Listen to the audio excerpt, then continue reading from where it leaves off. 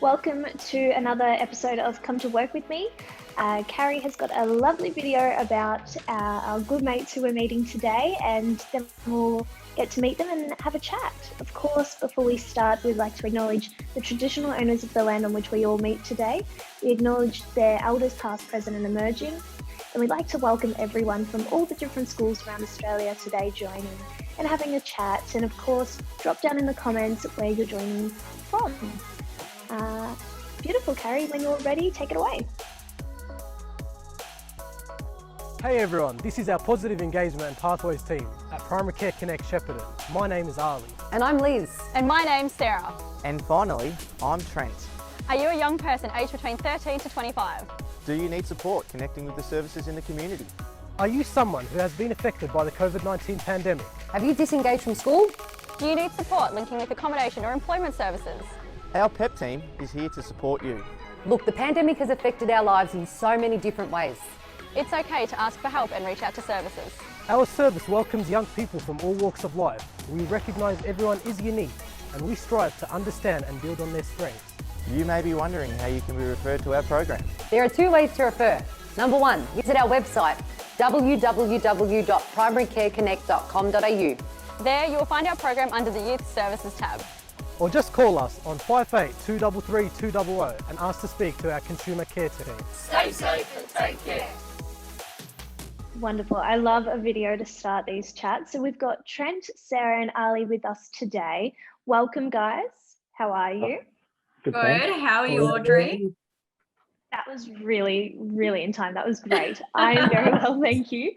Now, let's start with Ali. Please give us a little bit of a rundown on who you guys are, what you do, and where you're based. No worries. So my name is Ali, everyone. Thanks for joining the live today. So I'm Ali from the Positive Engagement Pathways team. Our team is located in Shepparton, Victoria, Primary Care Connect Shepparton. We're a youth service that's providing support for young people aged between 13 to 25.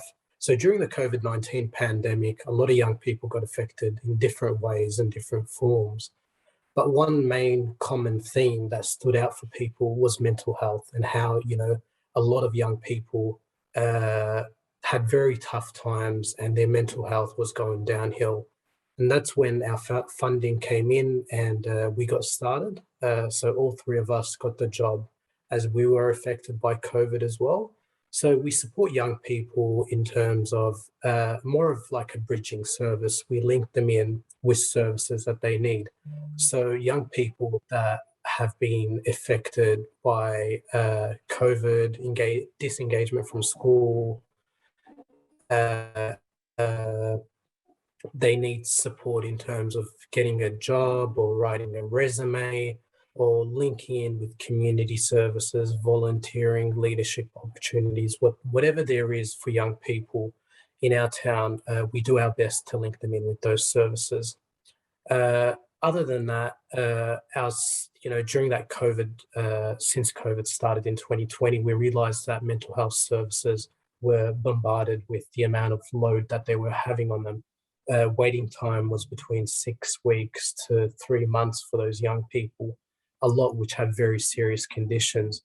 So our service fills in those gaps. We work with those young people, refer them to the appropriate services and do a warm referral after that. We do continue working with those young people if there's goals that we could work on and still continue achieving. So we do use SMART goals to achieve those goals in a measurable time. Fantastic.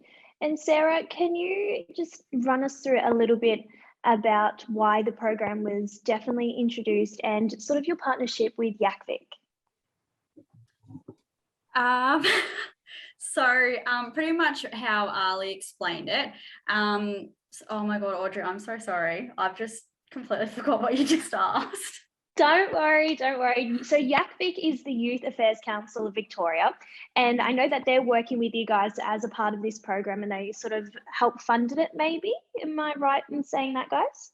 Yeah, so they help. Yeah. Do you want me to take over, Sarah? Jump in, Trent. Take over. Yeah, so they help fund up at Primary Care Connect obviously got the funding through YACVIC because there was a huge call out here for there's not enough youth support services up here. Yes, some companies up in Shepparton, we got the Bridge, they have a youth service, but there's only a certain criteria that they can look after, whereas we were there to fall in and help grab those students and those kids and the youth that fall through the cracks that couldn't meet that criteria. So we picked them up and then pathway them into a different service that they actually want to go into and can achieve, because so many youth up here don't know that there's services out there that they can actually look for and get help with, or they're not educated enough, they're not aware of it. So that's what we're here for, to actually help that. And that's what the funding from YACVIC has helped, because there was originally 5 positions get advertised, and then we're lucky enough to have 4 of us that were successful, and then one of us has currently just got a new job in a different youth area. So she's got a job through PCC, and then got a bit of experience, and she's moved on to a different avenue that she thought would be better off for it. So Yeah, fantastic. So up in Shep area, there is so many young people. I think it's quite a large area, I guess. Do you know roughly the population of the young people, of youth up in Shep? I think there's 65,000 people in Shep in total. I'm not sure about the percentage of youth, but there's how many schools have we got? 5, 6 maybe? 5 or 6, yeah. Yeah, so I'd say there'd probably be, I don't know, 20% of the, What do you reckon, Ali? I was going to say, around 15 to 20% of the population. Yeah, and a lot of these kids are going to be affected the most by COVID-19, right? It's definitely hitting home for everyone, not just young people, but young people are, I know, kids and that who I come through with schools and that are being affected because they're not being able to see their friends. They're not being able to go into school to learn and have that social sort of experience as well. That connection, yeah. So I think for kids, it is so important that they have this ability to reach out to you guys and, for your assistance. It's really, really great what you're doing. Yeah. Thank you. So to apply for a job at the moment, it's really, really hard being in COVID. And of course, you guys all were put into this job in the middle of lockdowns and restrictions and in the middle of it. So what was sort of the lead up to getting into sort of the youth support industry? How was that lead up? Did you have to do any qualifications, any courses? Did you have previous jobs that you've left for this? How did we get here? No, you go first, Trent. That's completely fine. So all of us have actually come from different sort of backgrounds, different experience, different levels of education. For myself, I'm currently studying a diploma of AOD, but have had experience with being a support staff in the school. So I've got that connection with the school's community at both primary school and secondary level. So that's me. What about? Okay, I'll go. So before I got this position, I actually was a dental nurse. And then after that, because I was affected by COVID, I then got a job in a mask factory. So essentially how I got the job, or how I decided to sort of get into this line of work is a couple of years ago when I was dental nursing, I actually didn't feel like my heart was in it. So I just sort of decided to branch out and, do a little bit of research into other qualifications, something that was going to have a bit more satisfactory, I suppose, behind it, and something that's always going to be different. So I started looking into community services, and I did my Cert 4 last year. It started off really great, and then because of COVID, we had to do it online, so it ended up being blended learning, which wasn't ideal, but still okay. And then after that, I actually really enjoyed it. So that was 6 months, the Cert 4. So I then applied for the diploma, which I'm currently doing at the moment, and will finish in March, I think, after 2 placements. And then, so once I started doing the diploma, I sort of found that was my niche, I guess. And I chose community services because it is such a broad, I suppose, sector. So whether that means you want to work with youth, disability, just absolutely anything. So it was a good avenue for me to sort of figure out exactly where I wanted to situate myself. And then when I saw the job going at PCC, I was like, was to be perfect. Haven't had any experience before, and then when I had my interview with Deb, it was actually really great, and it went really well. So obviously she's hired me. So but You're here. You're having a chat I'm with here us. obviously. Yeah. But yeah, it ended up being like quite a smooth transition, I suppose, in between the two qualifications and getting the job. So it's been good. I've only been in the sector since March. And since being at PCC, like I found that I've learned a lot, and especially off Trent and Ali, and also Liz, who was in the video, who's no longer in the program, that being that they've all been within the sector before, that it's been great to get knowledge off them as well. So Fantastic. Ali, how'd you get here? So mine is a bit different in terms of the other guys, but as Trent said, you know, we all have our unique experiences. My background in terms of studies is I finished year 12, went into a Bachelor of Health Science thinking I'm going to become a doctor, but then I realized it wasn't really me, it was my parents that wanted me to become a doctor. So I switched into doing a Bachelor of Human Services, Masters in Social Work. I finished my Bachelor, now I'm my Master degree.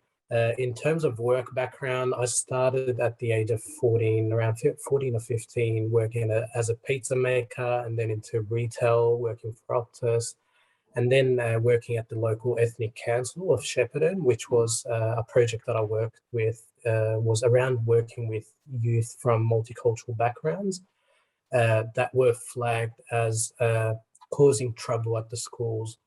But in reality, it changed their life, that project, and changed their view on life, and their sense of leadership completely changed. In terms of how I made it to PCC, is I guess through starting at, when I was young, back in high school, I did a lot of volunteering, and I continued to do it until this day. At times, I used to get told I should be getting paid for how much volunteering I do. It was more like a full-time job. Weekends, whatever. Whenever I could pop volunteering, I'd go and do volunteering, and that kind of what spread my name around in the community and helped me get the job I'm in today. Yeah, fantastic. So you guys have all come from different walks of life, like you said. And I think I know when I was growing up, I grew up in Kilmore, and we didn't have youth services in Kilmore or anywhere near us except for Broadford and Wallen. So after school, some days I would go to the Broadford or the Wallen youth room, and it was really important to have that sort of connection with youth services and a youth worker, and be able to go to these places and have a chat with someone about, okay, this is my career path, what can you do to assist? And of course you had the volunteering options. So it's really, really cool that the kids up in Shep area have got an opportunity as well. And I think it's really interesting to hear that you've all come from different walks of life, but you're all sort of doing similar jobs now. You're all in the youth sector, helping young people. And I think it's a great industry for young people to even look at getting into themselves eventually. Because again, you don't have to go to uni, you can do a TAFE course for it. If you do go to uni, that's great. But of course, for so many kids, going to uni is not an option. I know it wasn't for myself. So it's great to hear that you all get to the one place, but you come from different backgrounds. So thank you for sharing your stories. No worries. What would be the best piece of advice you could give to kids at the moment in the middle of yet another lockdown, probably going through some of the toughest times that they'll go through in their life? I don't mind going first. Go. Sorry. Since I'm probably the one that graduated last from school in terms of the team, I guess my best advice is, in year 12, we are surrounded by very high expectations, whether it's other students, whether it's other teachers, whether it's ATAR schools, universities, career days. But one thing that I used to really fear is you speak to that person and it tells you need an 85 ATAR, the other says 90 ATAR, 95, and then you look at the numbers of how much it's going to cost you over the years, and it's just a lot of stress. One thing that I'll tell you is for sure is, I know I've got to be mindful of my language, but don't really worry about what they say. Just go with what you believe in, what you're passionate about. Don't worry about people. Don't worry about anyone in your life other than yourself. And look at your strength, explore yourself more, ask people what do they see as your strength, and go towards that pathway. Because, you know, you don't want to repeat my mistake where you took a pathway that it wasn't really what I enjoyed. I did it for 2 years, had to still pay for those 2 years, but they kind of went into a waste, and then I had to change the pathway and go with what I want. Yeah, and look at your options. Look at, you know, always have different options. Don't be stuck with just one plan. It's either that or it's the end of the world, and, you know, I'm a fail, or, you know, I'm not going to make it anywhere in life. There's always different pathways in life. So while you're in year 12, exams are coming soon, I'd say put all that aside. Okay, put all those future thoughts, put them aside, focus on your exams, do your best, and whatever life takes you to, it's not the end of the world. You could always make it where you want. I definitely agree with Ali when he says all of that, because I think that when I was in high school, I certainly cracked under pressure. I didn't get the ATAR that I wanted, didn't do very well at all. I found that, like, I got really discouraged after that, so I ended up sort of like lowering my standards. So I think my advice would be, even if you're not interested in uni, that's completely fine. Like, I was the same as Ali did. I actually did 2 separate qualifications before I got into community services. Just experiment. You know, if an opportunity arises, take it, give it a go. If you don't enjoy it, it's not the end of the world. It's time that you've lost, but it's not the end of the world. You know, we have our whole lives to, I suppose, try different careers and experiment and do whatever we want. So, like, I think you'll find that there are people that are in their 40s and 50s that sort of go through life and just sort of get bored of their job and it's not satisfactory, and they just sort of, like, I suppose, give up and go, well, why don't I try something different? So I just think, like I said, take as many opportunities as you can. And yeah, just, I think, really work on your confidence, even if you do get discouraged when uni talk comes around, because the pressure can be quite ear piercing. So Absolutely. Trent? Yeah, Anything but else to add? the other two have probably spoken about more the uni sort of side of it and the year 12, but even for the younger youth, like, just take a step back and try and relax. I think in this current situation that we're in, especially in Victoria, but even in New South Wales, and we're in the lockdown, it's not what we want to do. We're stuck inside, but just try and take that step back and go, all right, I'm going to try and concentrate on myself and control what I can control, and I don't care what everyone else thinks. And that's the biggest thing. We just see so many youth get caught up in, oh, I've still got to do this and I've still got to do that. No, you don't. You just take a step back and let's relax and control what we can control, really. yeah, I agree with that, actually, Trent. That's a good piece of advice, definitely. No, thank you guys for sharing your advice. I think a lot of kids need to hear it. They need to, again, take a step back. They're only in control what they can control, basically. And I know definitely when we were in school, you know, the talk about uni and ATARs and everything was so just full on. Exams were crazy. I think I didn't look at my ATARs like for another 3 weeks after it came out. I was just like, nah, not doing that. I was the exact same. I couldn't look at it. I made my partner at the time look at it, and then I got him to tell me what it was, because I could not even look at it. It was horrible. Yeah, no, I was just like, I can stay there. That's fine.